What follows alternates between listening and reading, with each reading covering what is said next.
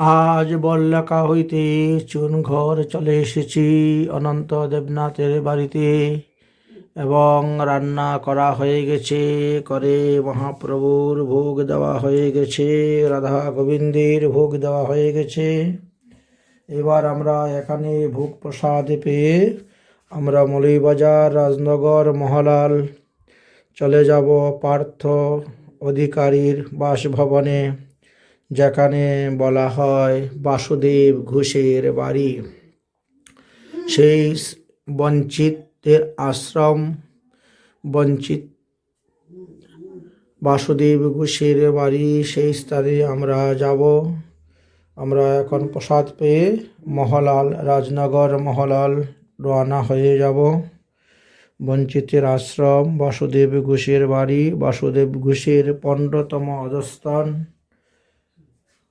হলেন পার্থ দাস অধিকারী। সেখানে আজকে আমরা যাব। রাধে রাধে।